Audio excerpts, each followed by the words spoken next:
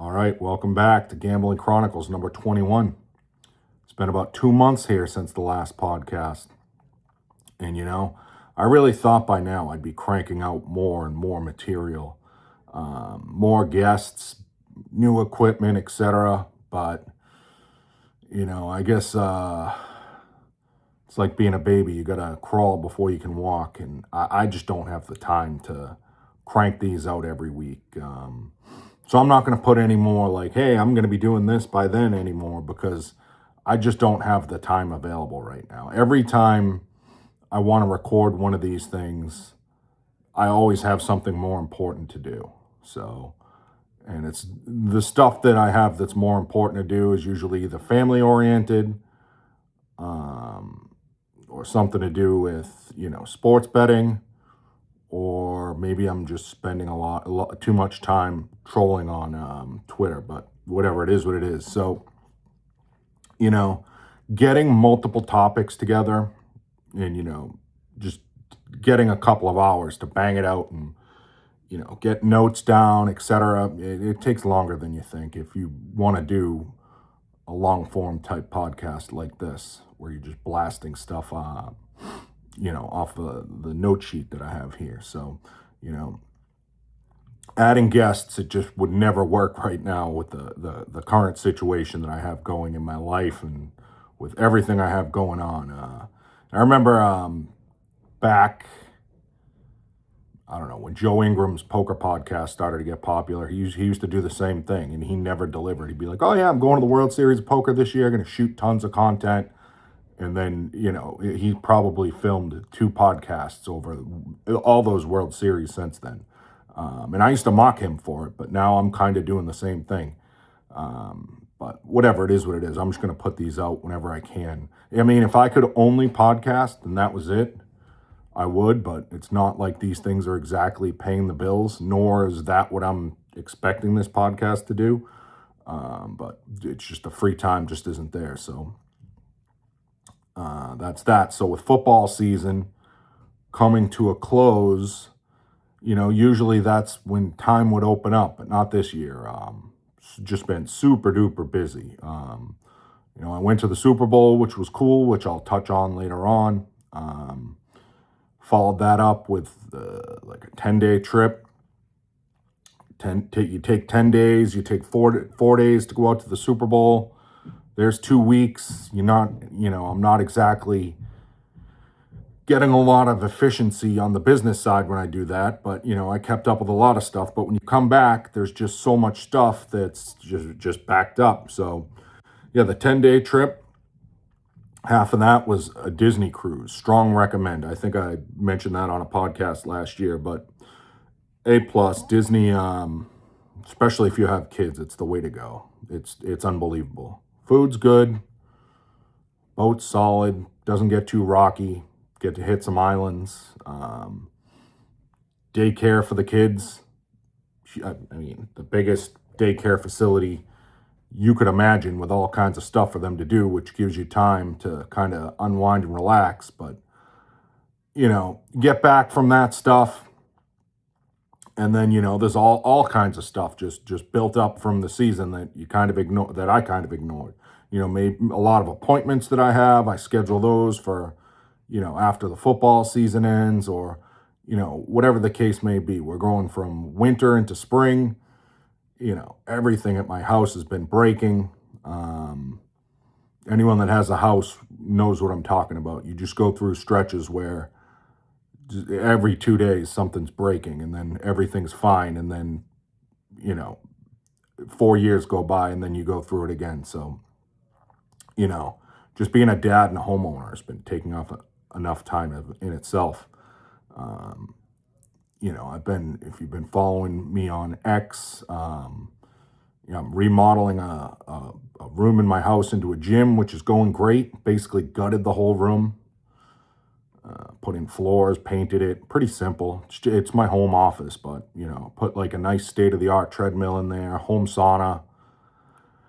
And I got a set of dumbbells going up to like 70 pounds and, a bench coming in. So, I've been really grinding the health stuff for a few years, up and down, but, haven't lost a ton of weight consecutively where it's like a crash diet, but I have lost, I think, 73 pounds from my peak. So that's been good. The lowest weight I've been in 8 years. All my blood markers are starting to improve, which is important because I'll be crossing the big 50 next year. So starting to do sprints, mixing in some jogs, with a lot of cardio in the morning and at night.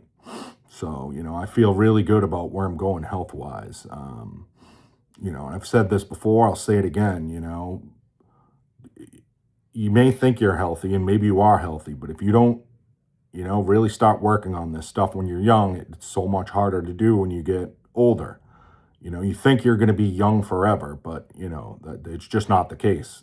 Father time creeps up on everybody. Once the doctor mentions like anything about your blood work, especially, in my situation, pre-diabetic, that got mentioned to me. Like if you don't really grind into that shit, like it can really put a thorn in your side if you let it get out of control or stay in your body for a long amount of time. So, they told me that in like 2009 when I was 32. Didn't really make much of a difference, or at least I didn't think so. And then finally, it snuck up on me and just hit me over the head. And I've been battling to get back to where I need to be. So I'm almost at the point where I'm at my lightest I've been since probably the 90s. So I feel really good about where I'm going there. So, let's get to the meat of the topics here outside of that stuff. So Super Bowl, yeah, I went to that. Never been to one. I've had, my team, the Patriots, in the Super Bowl 10 times or so. Just have never gone. So this is the first one. And, I've been making a habit of, I wouldn't say blowing money on stuff like this, but, spending money on what I consider, generational experiences like this, whether it's like really good tickets to an important concert that I feel is an important concert, Super Bowls,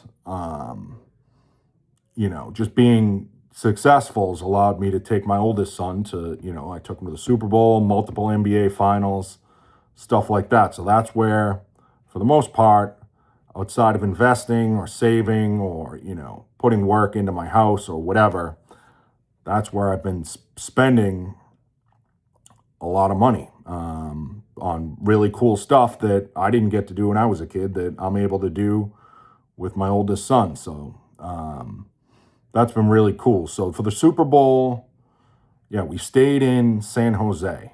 The Super Bowl was in Santa Clara. All the action was in San Francisco. So it was like really low key where we stayed. It wasn't what I expected a Super Bowl to be. If maybe we were in like, any of these other states, maybe like Louisiana or something where, I don't know, I think everything is like generally in the same area. So like, we stayed in San Jose, which is, 45 minutes from San Francisco, but the game's in Santa Clara, which is also 45 minutes away from San Francisco. Kind of like, almost like a triangle. So it was kind of quiet, very chill.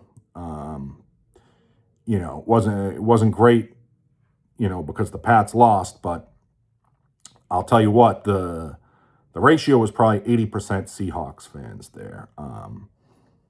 So yeah, it was all Seahawks out there and kind of to be expected.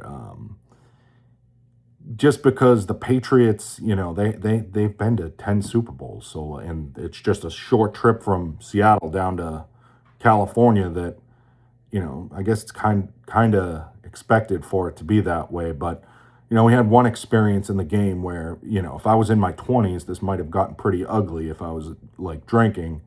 And I was with my buddy. Some dude stumbles down the row and he just gets in my face and he goes, 12, nothing. 12, nothing. We got 12, you got 0. And I just sat there and just stared at the guy stone-faced. and then he just kind of stumbled down the stands. But you see stuff like that on Twitter reels or YouTube, these fights in the NFL stands that happen all the time, and it's because of idiots like this. Just like for no reason. I understand it's whatever, it's part of fandom, doing shit like that, crazy fans, but like if he, if I or if somebody my size had any booze in them or whatever, and this guy got in your face like that, like, and the good portion of the time that guy's probably getting KO'd. But yeah, outside of that, everything was pretty chill. But yeah, just don't be a douchebag like that guy when you go to sporting events. It's part of the reason why I don't like going to football games. It's so long. The commercial, especially the Super Bowl, the commercials are long. It's better to watch, way better to watch football on TV. But that whole thing, the whole experience, the flyover was the best part of it. It's pretty cool. So yeah, the worst part of the whole experience was buying the tickets. Now, I knew not to buy the openers when it came to the Super Bowl tickets. And I was monitoring the prices, probably, too hard. I was monitoring them hard for about 5 days before, and then I finally pulled the trigger. But the amount of time that I was spending watching these markets going up, down, whatever, and seeing what was available, what wasn't available, it just wasn't fucking healthy. I felt like a total degenerate sweating games all week long. Just watching these tickets all week, wake up, go to bed, any free time, sitting on the couch, in the middle of watching a show, pull it up, see what seats are available. But, after about 5 days, I pulled the trigger on what I considered to be, a decent price compared to where they were at open. And I pulled the trigger. They were like $16,000 for a pair. I got aisle seats, 15 rows off the field. I love having aisle seats, more leg room, easy in, easy out. So I got those tickets. And then Saturday, the next day rolls around. And this is, you still got another 9 days until the Super Bowl comes. Saturday, Sunday, the same tickets. I see them go down to like $13K for the pair. And in hindsight, I probably would have pulled the trigger there if I waited a couple of more days. But, if I had waited, which I should have done, and I would do in hindsight now if I do this again, especially like with these two teams playing, I should have just waited all the way until game time or game day or the day before and then ripped it. I would have saved like $6K total on the amount that I paid for the fucking tickets. So whatever, I think the best play would have been to just sit, wait, and if they start to go up, then maybe you make a move, but they just never went up. They just slowly just kept going down and down and down and down and down. And then I just was like, fuck it, I'm going to rip these. These are good seats. I can afford it. But one thing it did save me was the amount of fucking sweating the ticket market, because I've never sweated a ticket market this big before. I've bought some NBA Finals tickets, but I just kind of went on, bought them, and just didn't look at what the market was doing for the rest of the time. I just said, all right, these look good. This seems fair. I'm buying these. So I probably did save some time sweating the stuff for the next week, but I'm out of $6K. But, impulse decision. I paid for it. But, yeah, it is what it is. So, reason why this Super Bowl, like I should have just known. And I did think about this before I pulled the trigger. Like the demand just wasn't going to be there for this game. The Seahawks, this was what, their fourth Super Bowl in the last 20 years. Then you have the Patriots with what, their 10th or 11th Super Bowl or whatever it is, in the last 25 years. So like the demand's just not there. Not as many people are going to fly across the country for this one. And even like the Seattle market, it's not enormous. So I don't know. I made a big blunder by pulling the trigger there, but I probably did I probably did get some stuff done the following week that I wouldn't have gotten done if I was just sitting here sweating these markets on multiple ticket sites. So whatever, it is what it is. It's not like this was like the Jets versus the Bears. You know, you have a team that's, I don't think ever been, or they, or whatever, maybe they went to one, and then you have, you know, the Bears, just a huge market. It's not like it was something like that. Like I just explained to you, like exactly why this game just, it was just never going to balloon up like that. And it's not like either of these teams were like generational offenses or, you know, something like that. It's just very vanilla, two kind of vanilla teams, you know, very good teams, but just there was just no star power there. So yeah, whatever, it is what it is. But just remember, you know, time is money. So maybe in some sense, I did save time, or saved some. I saved some time. Maybe made money in other ways by not sweating on these markets. But I should have just waited it out in hindsight. You know, I had control of this. I just rushed the process, and that is it. You know, I ran into the same problem the other night with the home gym, like just looking at, you know, I'm looking online at dumbbell sets. You know, I checked a couple fitness stores around here, all way too high. You know, you can get the same stuff, if not better stuff, shipped. But there was 100 million different sites selling fitness equipment. So finally, I was just like, all right, this looks fair. I'm pulling the trigger. That's that. I'm not looking anymore. Got a good set. It's going to get delivered. Same thing with buying the sauna when I bought the sauna. No research. I just walked into the sauna store around the corner that's very highly rated and just said, what do you have for saunas? What do you have for stone saunas? Okay, that's the one I want. I'm going to buy it. And I bought it. And that was it. Saved time, trusted the experts, and the thing's been great so far. So it is what it is. So we're going to get to the Sam Darnold play, which I talked about. Just interesting the way it fell. So, you know, if you had Sam Darnold over 5.5 rushing yards, you didn't suffer a bad beat. You did not. And I'm going to explain my whole process in capping this, and how I capped this, why I capped this, and why this is not a bad beat. So I started betting. Well, anyways, with the Darnold play, I had 6.5, 5.5. He broke a run in the middle of the game for about 11 yards. Thought it was toast. We left in the middle of the fourth quarter when there was basically no life for the Patriots to come back and win that game. You know, and I saw her on the app. Now Darnold's at 5. I'm like, wow, he's at 5, huh? How did that happen? Somebody in my betting group, I texted, and they were like, yeah, you didn't see it? Aren't you at the game? And I said, yeah, but I left early. What happened?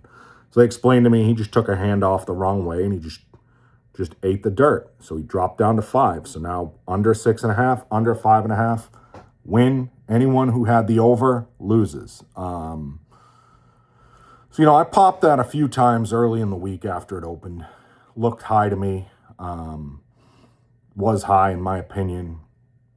But I didn't go crazy, didn't move the market. I wanted a widely available prop for, you know, Pizzola's Super Bowl prop betting extravaganza on the Hammer Network. So that was it. Didn't move the market, didn't release it within my group. I don't think I released that within my group, can't remember.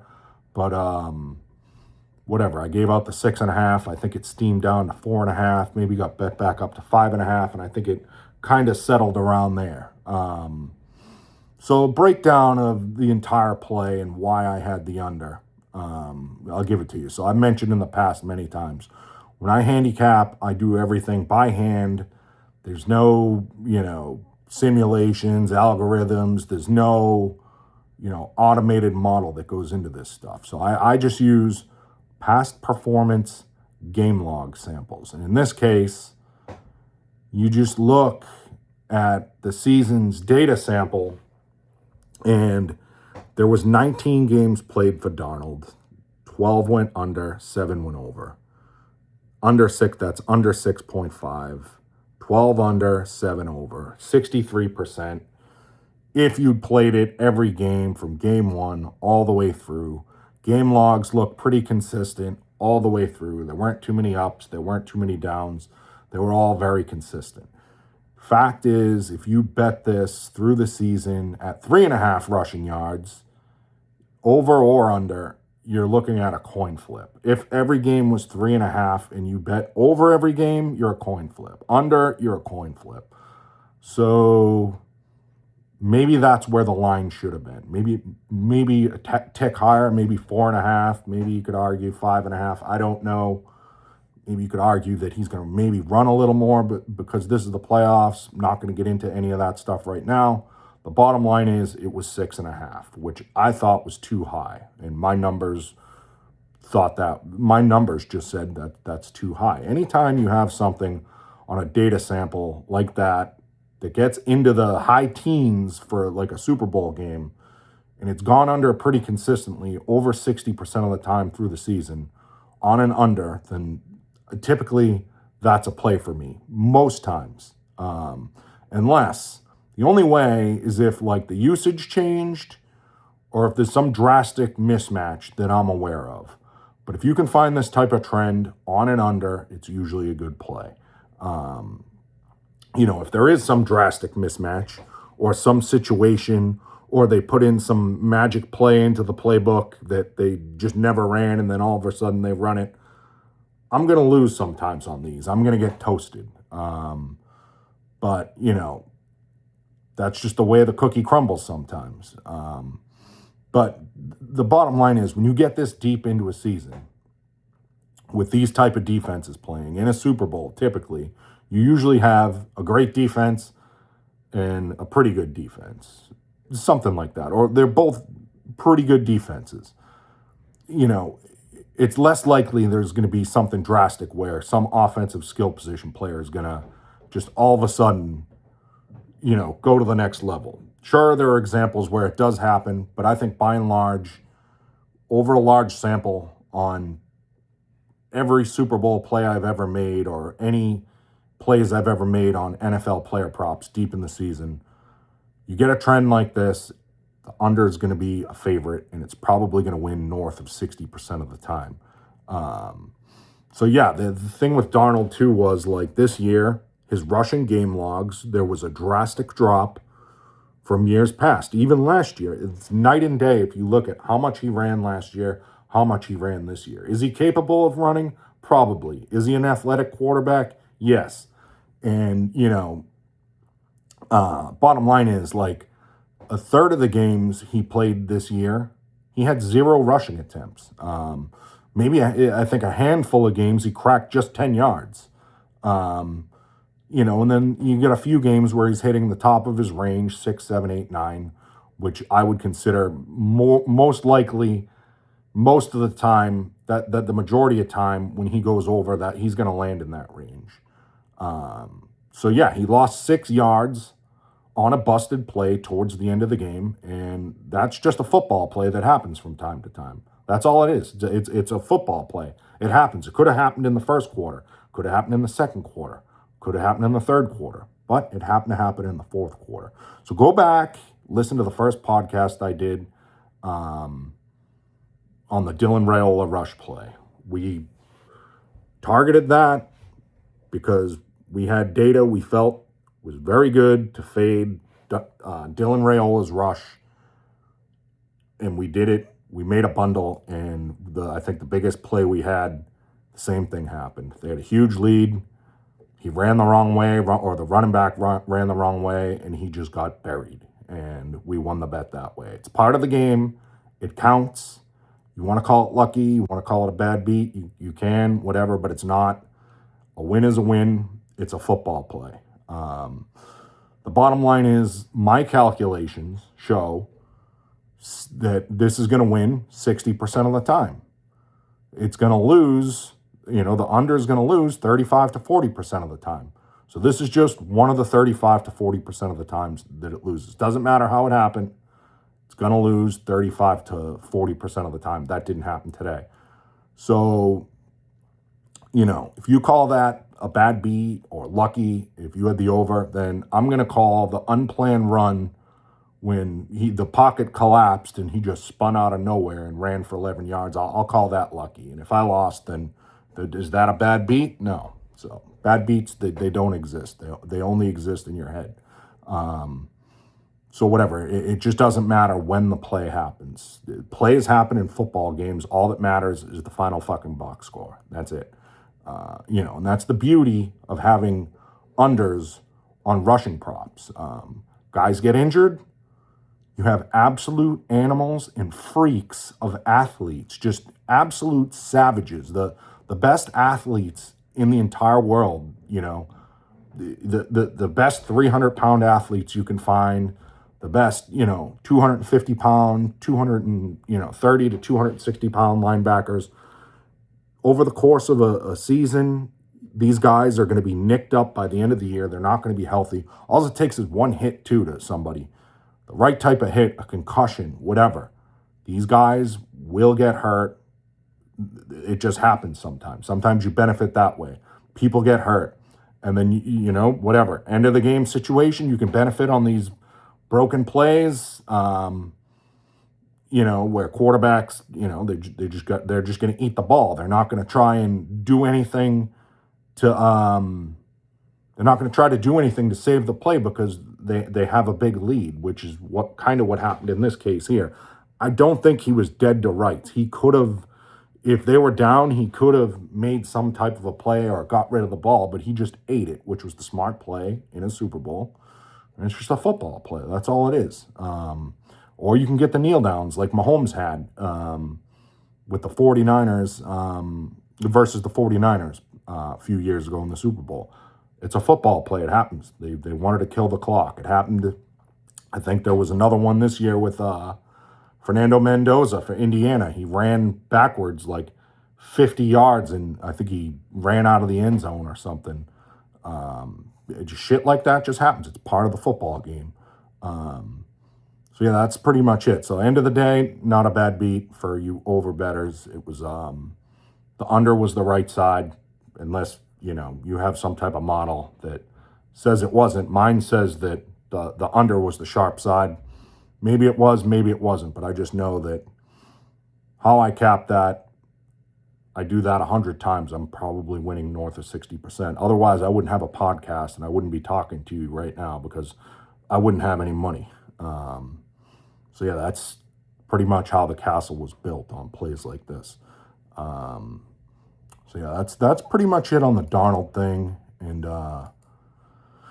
just gonna do some questions before I get out of here. This will be a quick one. Let me see here. I posted some stuff out on Twitter. Got some questions here. Actually, I didn't take notes on this, but why most lose chasing steam at the highest levels? So we'll get into this. There are some elite steam chasers at the top of the food chain. That's 100% sure. I'm not saying there aren't, but most guys that are trying to chase steam versus these big markets, they just don't really know what's going into it, or going into every play.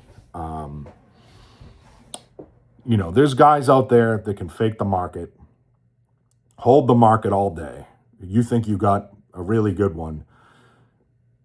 Doesn't happen on every play, but there's guys out there that can fake the market, hold the market, and then they get down massive at post, or maybe they bet later in the day, and then they just come over the top at post and they get the other side because nobody else really wants the other side, or whatever the case may be. And that's one reason. Another reason, there's so much variance when you're betting, at, the NBA, the NFL stuff, the MLB stuff. Just betting, not even just betting those markets in general is where, now I've been doing this professionally for 10 years, that's where I see the most mistakes made by any groups that I work with, or the most variance, the most sustained 30, 60-day periods of losing. Sure, with a proper bankroll, doing it right, you're beating the close enough, you're going to win. But the bottom line is, not everybody is betting with the proper bankroll management. I feel like when you're more liable to go on tilt and go a little bit crazy when you're playing these markets and just not keeping your cool, because these markets, you're not going to crush these markets for the most part, especially if you're just chasing steam, etc. You're not getting them from originators.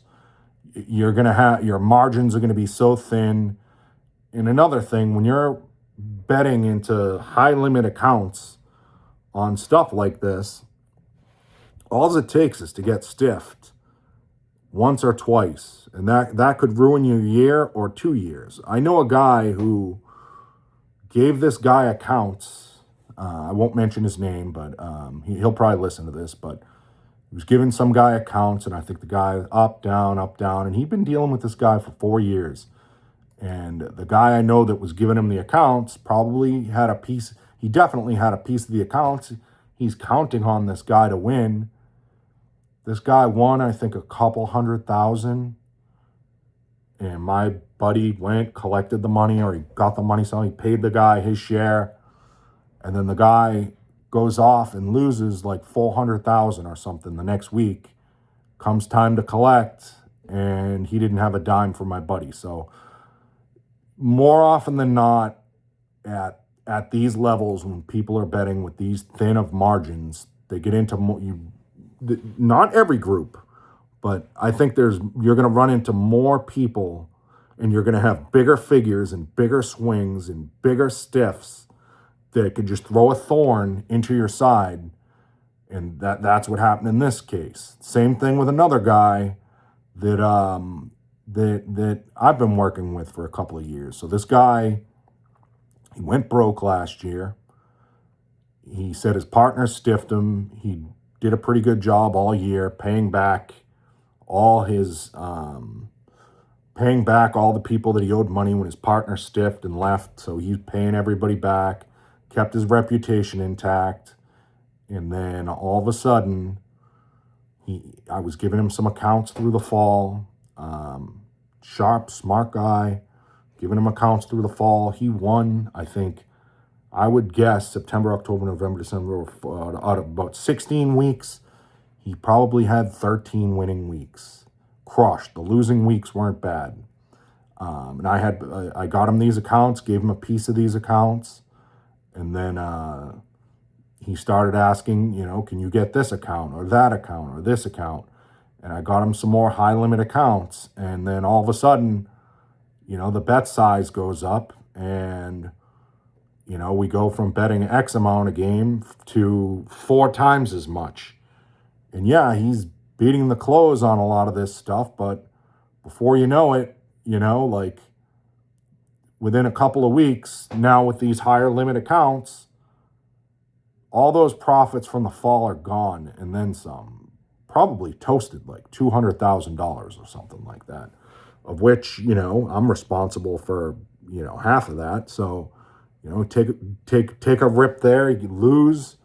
And then, he was just doing the handicapping, and he had like an operation behind him where these guys were backing him, but now they won all fall. He probably made them a few $100,000, and he's just a handicapper here. But, you get to this point now where you get, all of a sudden the bet size goes up. I don't know how much they lost outside of what came through the accounts I gave this guy. And, luckily he paid me everything and I got in there. But then all of a sudden 1 week, I got 5 people messaging me about this guy saying, hey, like something happened with the money. Like, what the fuck? And it's the same thing. You get into playing these high markets, and then I think the guys that were backing his whole operation told him to fuck off and told everybody to fuck off. And the other thing I left out that he did do was a few weeks before his stuff went up in flames, he says, hey, I want to, we're going to fill your stuff. And it's like, okay. In filling our stuff, it's good. If you're filling it, it's good because, we win. Like, we've probably had one or two losing weeks since mid-November or something like that. So, and we're not exactly betting NBA sides at post. Like, we're betting a variety of stuff, and they filled a little bit one week, and then the final week when all this stuff went up in flames, we're sending plays out, and this guy sent him back. Sent him back returns within 30 seconds. Within 30 seconds of the play going out, the returns getting typed into the chat. So it's basically he's not betting the stuff. The only way he would have been betting that stuff is if somebody else is betting it and he's just giving us a turn-in number, which would be our piece, and then they're getting down a lot more, so they're just giving us a standard number. But they gave us good fills for that week within 30 seconds. 100%. I'm 100% confident that we got free rolled that last week, and we did win, but it was like 10K or something he fucked us for. And, my partner knew it. My partner called it out midweek. He said, we're not getting paid this next week. There's just no way. Getting down stuff in markets where we couldn't get more than a couple $100, and he's turning in 1,000 on this stuff. So, people get desperate. They get into situations. They will fucking free roll you when they're desperate. And this guy, we're confident he did free roll us.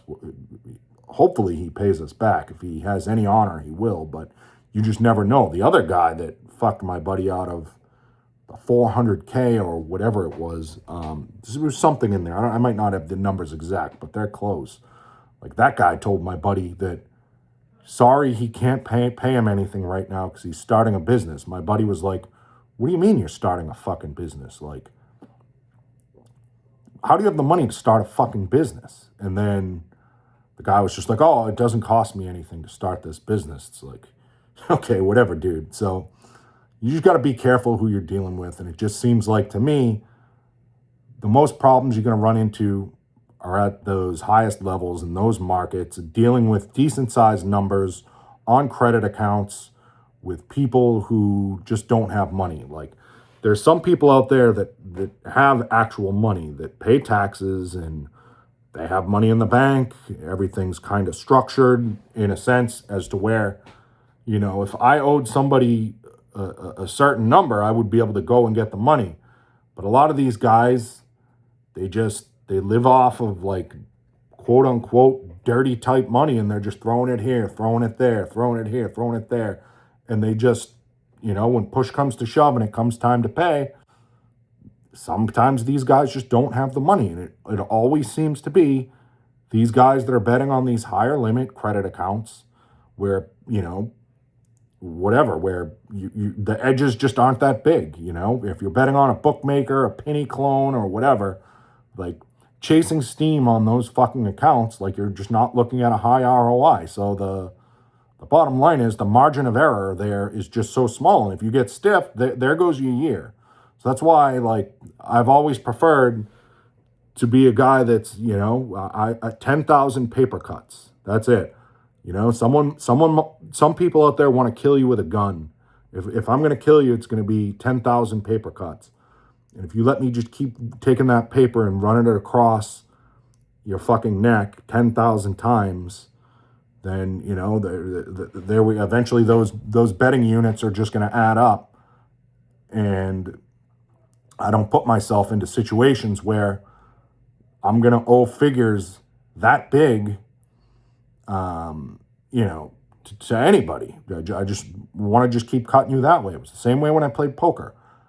No interest in taking my bankroll, no matter where it was, and just going to play the highest stakes or that we're running, unless I'm taking a shot in the game and knowing I can drop back down. I'm just better off. I just stayed in my lane.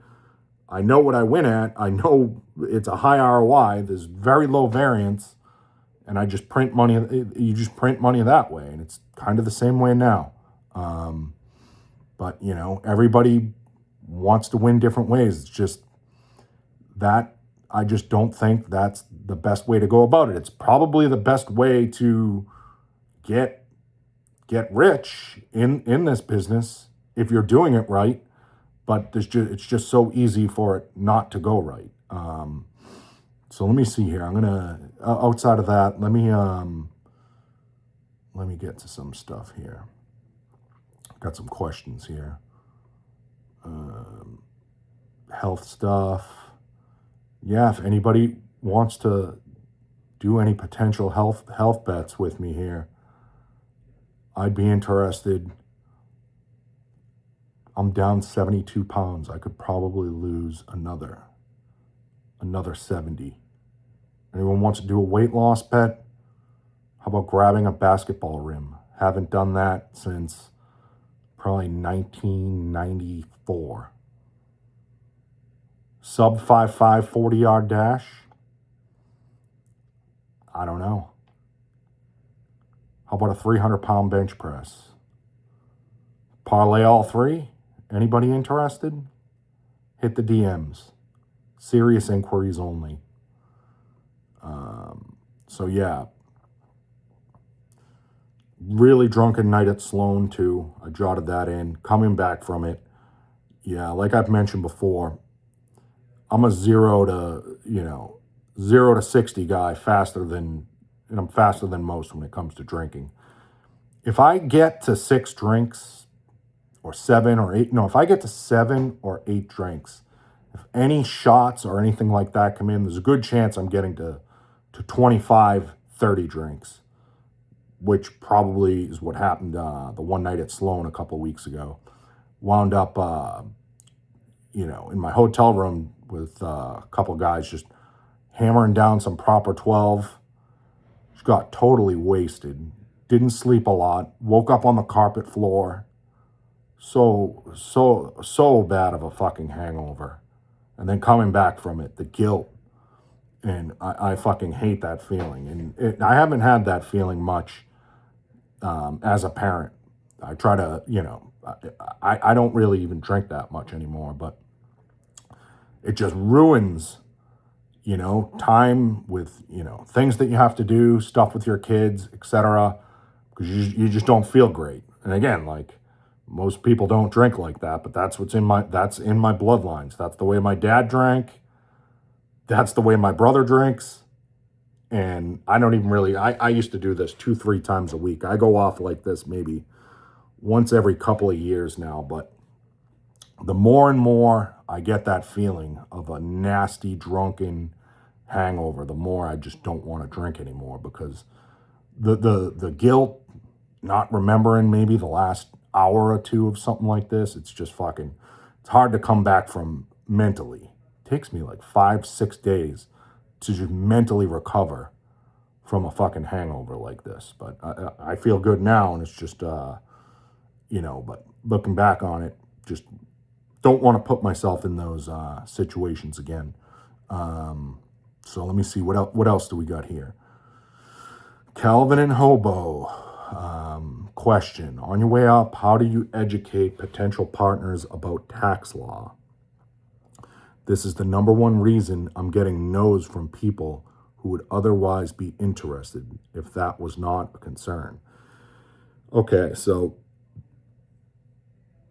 this is pretty simple. So I'm sure you do get a lot of no's, and there's a lot of questions, and I'm not a tax expert, but it's very simple. If I talk to somebody and they want to be my partner or whatever, how I always explained it to somebody is, I'm responsible for my share, you're responsible for your share. That's it. And the bottom line is, I've mentioned this before, I know one guy, I've heard of people getting audited, but they're for extremely, usually, quote unquote, weird situations. But when it comes to like taxes, there's one guy I know in poker that got audited he won like a WPT for like $3 million or something like that, like 20 years ago. He didn't pay taxes on it. Then he lost most of the money the following year. And I think, he got audited because he had a huge win that just no taxes got paid. Lost the money the following year, which doesn't matter. It runs in a calendar year. And then, I don't know, as far as I know, he was still paying that stuff off like 10 years ago or something like that because he just never paid it. So he had a huge bill that was accruing interest over time. That's different. There's another guy I know that won about, I don't know, let's just say he won $5 million at the WSOP 5 years ago. That guy, I don't think he got a full audit, but he had to 1099 people for their portion of what they invested in him. Because with poker, when you have such a large score, it all goes on record, stuff gets sent to the IRS, etc.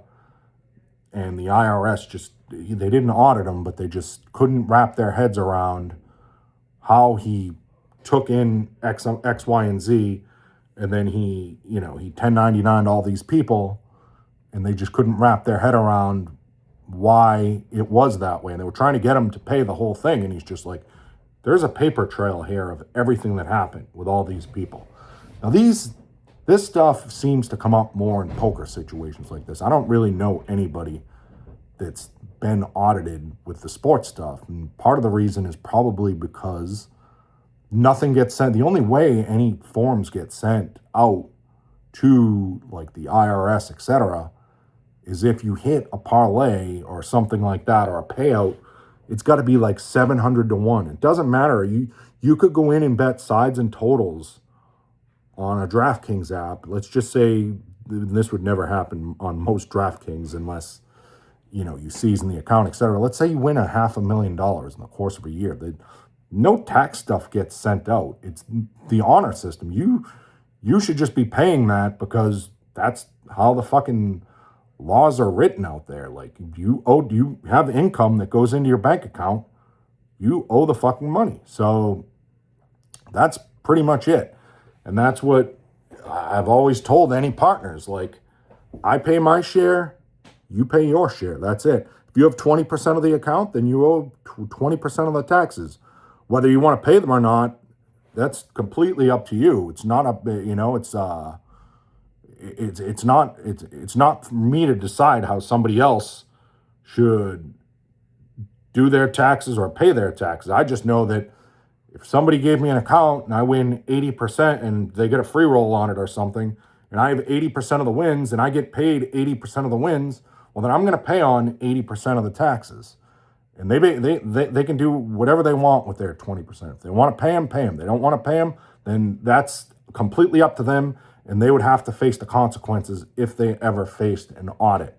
So whatever, if somebody's really concerned about like tax situations, contact a fucking tax attorney. I mean, that's as best I can answer it. I'm not a tax attorney. I just know that whatever I make, I pay. One of the biggest lessons that I've ever, not lessons, but like, I think I made like 30,000 playing 3-6 limit in 2009 on PokerStars and a couple of other sites. And then maybe the next year I made, I don't know, 100,000 or whatever it may be. But I remember after I made the 30K, I asked my buddy, like, do I have to pay taxes on this? He's like, of course you do. He's like, did you put the money into your bank? I'm like, yeah.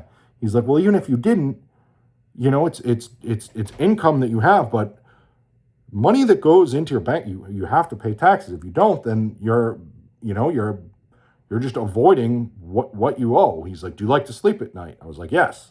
He was like, well, pay taxes on it. So every year from 2009 up until now, I pay on all the money that I earn in either poker or sports gambling, because that's just the way a functional society works. Like, people pay taxes, whether you agree where the taxes go or not.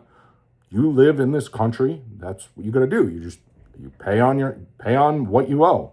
And if somebody else decides not to pay, then that's on them.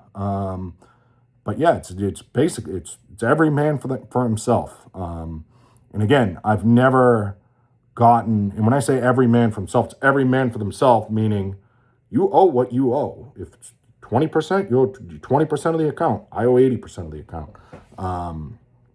And, I've had situations where, 1099s have happened. But it just seems like even with the 1099s, that may be a spot where, I wouldn't say more heat, but it's maybe going to get looked at more with the 1099s. You just better off, you just pay on what you owe. That's what I think is the way to do it. But every tax attorney might have a different answer for you, but that's just it. I have half the account, I'm paying half the taxes. The other, my partner, I'll just tell him, you can do whatever you want with that. You want to pay it, it's up to you. You pay it. If not, don't pay it. But I just know that I'm paying on what I owe. And that's pretty much it. Just pay on what you owe. Be honest, and you'll be able to sleep at night, and you'll be able to put that money into your bank account. You'll be able to invest it into clean stuff. Same thing, even if you're betting at like kiosks and stuff like that. Like I've walked into banks before and just had 50K bricks or a couple of 50K bricks and just put them on the counter. What do you do for a living? I'm a professional gambler. I gamble at DraftKings. Sports betting's legal in my state.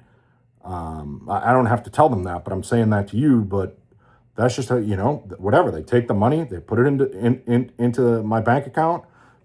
Maybe they send off some kind of form or whatever. But if anyone ever followed up, well, I put the money into my bank account and I paid taxes on it. So like at the end of the day, like whatever, it is what it is. Like just pay on what you earn and what you owe. And I did that a lot back when I was banging kiosks. I'd just go in and you bang kiosks for a couple of years, and before you know it, you're going to have a large amount of cash. But then what can you do with that cash? I mean, you're better off, I think a lot of people that are uneducated will just let it sit in a fucking safe deposit box, and it just keeps losing interest every year. You're better off just putting it into the bank, paying taxes on it, and just getting it in so it's earning interest so you can outrun inflation over time, or at least stay somewhat, in the range of it, in the range of overcoming the inflation. So that's pretty much it. Advice on betting geopolitics from Brad Hawk 68.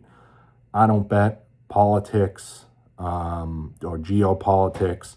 A lot of the stuff, it's funny, I was at Sloan, I was walking with a group of guys. I was talking with Rufus, and he's like, why haven't you gotten into the prediction markets or whatever? And it's just, it's another thing that I don't have time to focus on right now. The upside may be big, but I do know who I'm competing against in those markets. I probably should be dipping my toes a little bit more, but the amount of time and with my skills and what I'm good at, like getting into those prediction markets, it's probably not best served for me right now. I'm probably better off just staying in my lane.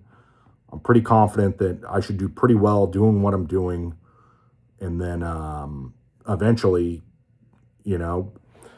hopefully be able to make enough money where I can just retire and do whatever the hell I want one day. Certainly the upside is there in that, but I just don't think me going in there and battling, at the highest limits is what my skill set is best for. So yeah, let's see what else here. When I mentioned that about the Sloan thing, wager monster, wait, you're not sober, not judging, just thought you were. I'm a 99.9% guy. I probably won't have another beer for the rest of the year. Maybe one night at Bet Bash, but for the most part, as long as I'm not how I was 20 plus years ago, then, or actually 16 years, 17, 18 years ago, as long as I'm not in that range, then, that's a huge win for me. So whatever, it is what it is. I'm not perfect. I'm not one of these guys that preaches sobriety. I just know that nothing good usually happens after midnight, and I just feel better when I'm not drinking. And things in my life when I started drinking were pretty good.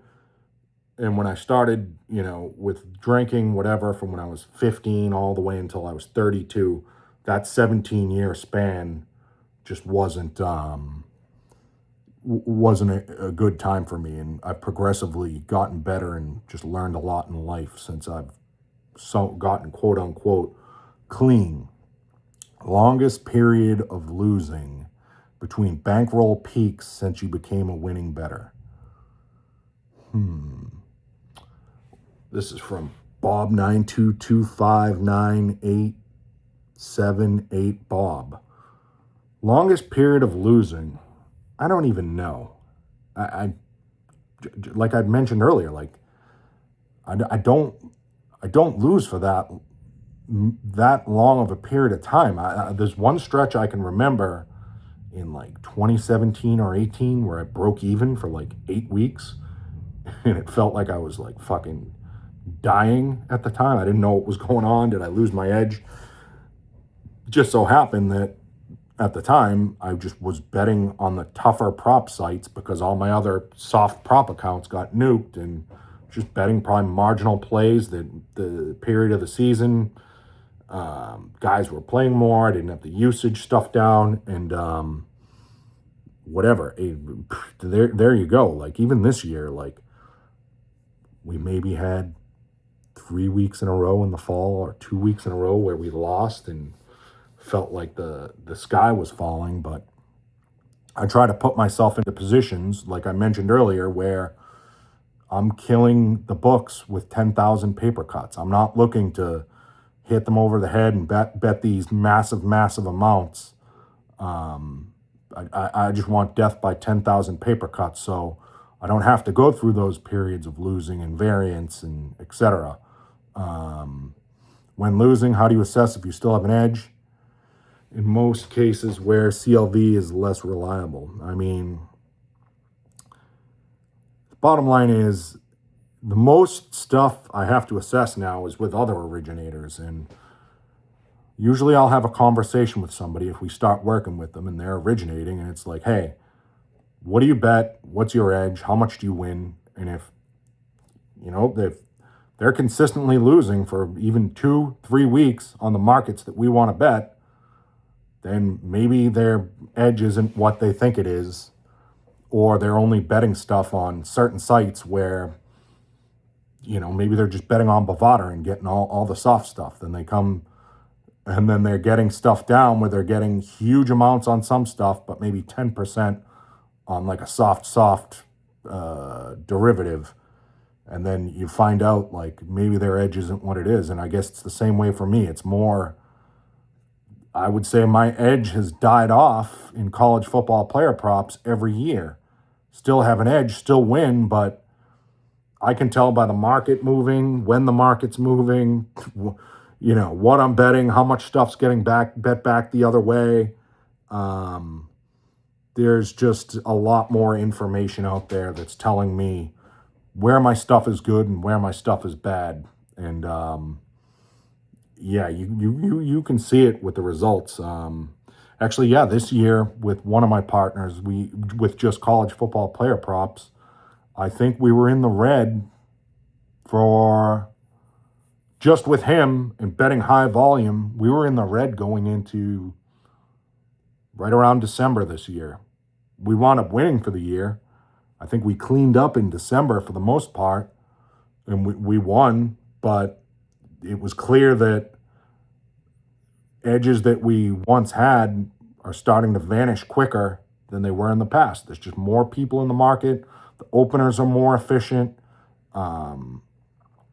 It's just it's a different ball game now. So if we're going to go give it another go next year, we're going to have to tighten things up. But that's just one scenario out of all the stuff that I'm involved with. And we'll see how it goes next year. Wire books, this is from Jinx Eugene. Wire books such as Bet365 and DraftKings able to operate as online only retailers in some states. And then when they clearly target and harass individuals, are they continuously harassed for winning less than 10K on an account?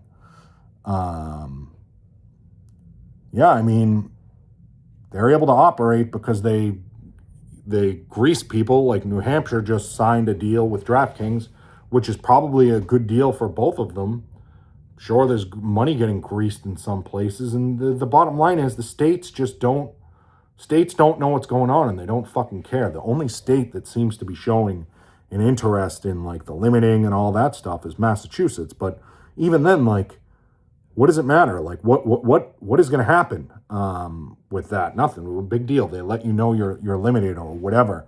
But that's just the bottom line. Like, you win less than 10K on an account, you get booted. Well, the name of the game, just go find another account. I mean, nothing's going to happen as long as these guys are greasing the right people, paying their operator taxes and paying their licenses fees. These states don't give a fuck. So, you just got to go out and either find more accounts or, you could give advice to some of your friends and family what to bet and let them bet the accounts. If you have good stuff, then you can grow that pretty quick, as long as you're in a state that doesn't ban betting partnerships. You just do it. So that's pretty much it. Last one here. Lucky losers bet. Baseball betting strategies angles you like would be cool to hear. I don't bet baseball. Baseball, I'm not saying nobody wins at baseball, okay? Baseball, let me just think about this here for a second.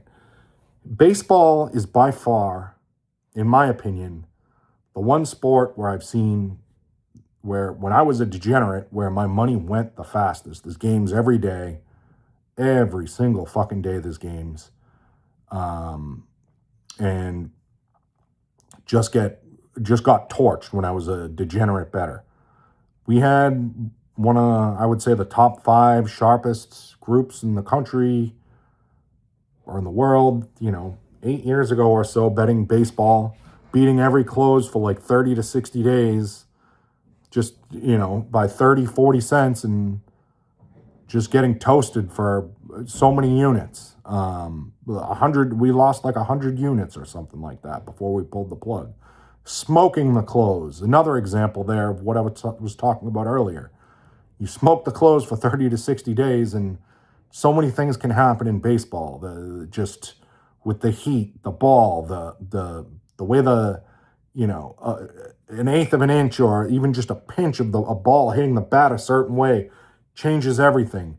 Strange things happen in baseball. The weather changes. The weather, I talked to another guy, I think like, I don't remember when it was, but I was on a networking call. He was telling me he crushes baseball, but then I said, well, why are you calling me if you crush baseball?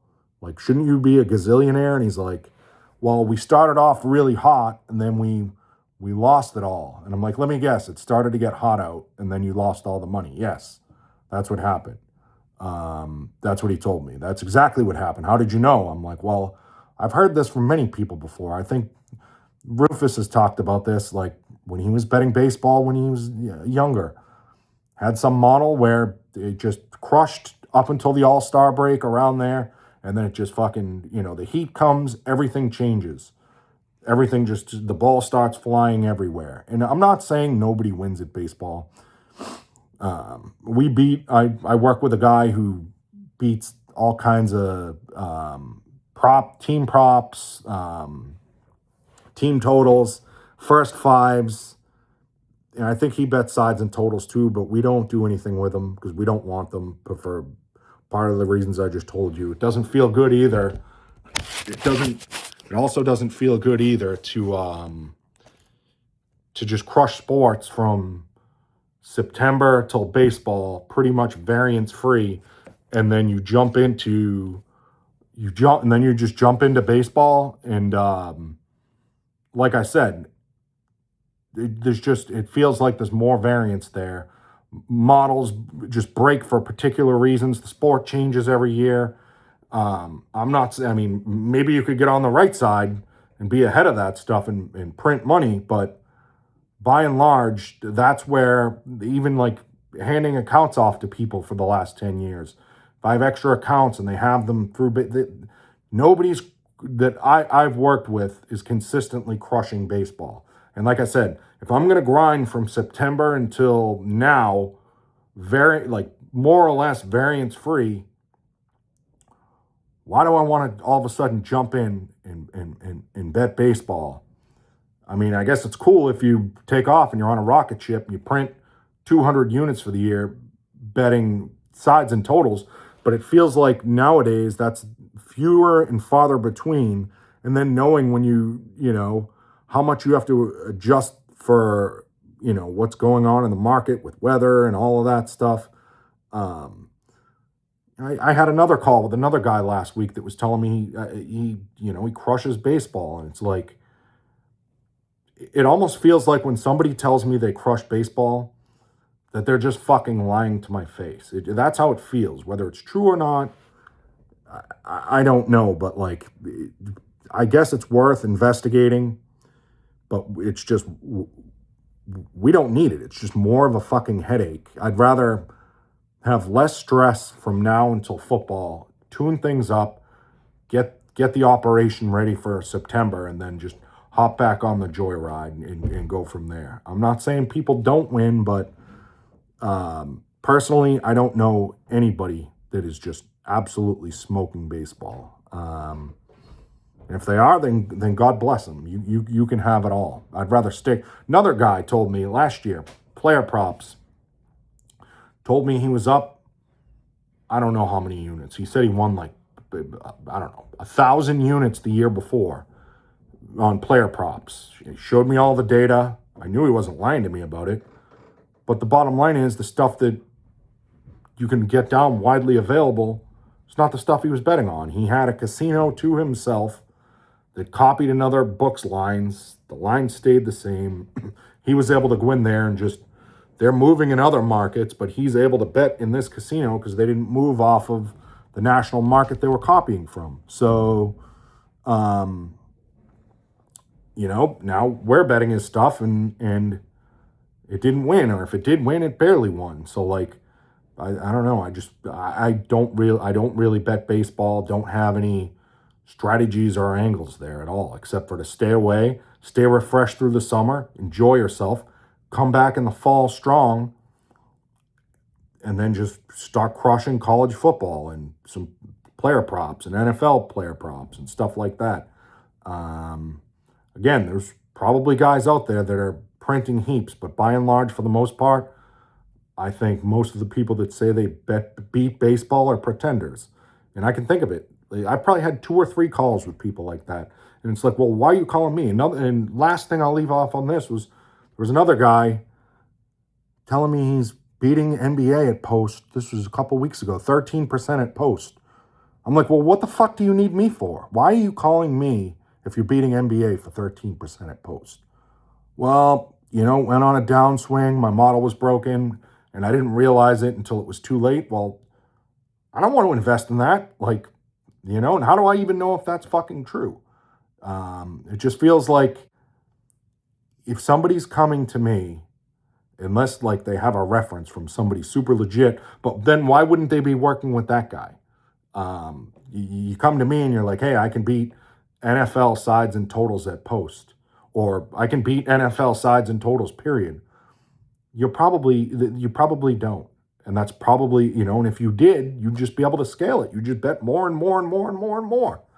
I mean, especially in a market like that. I mean, even with me with props, that's how I started. Started at the bottom, anywhere from $100 to $250 a prop. Super soft then, but then you just fucking scale it up. You just bet more and more until you get to a point where you can't bet more anymore. And I think I got in a little spat with Sharp Clark, not really a spat, Sharp Clark, about a month ago about this, about people that like say they can beat NFL at post on Sundays. Like, okay, if you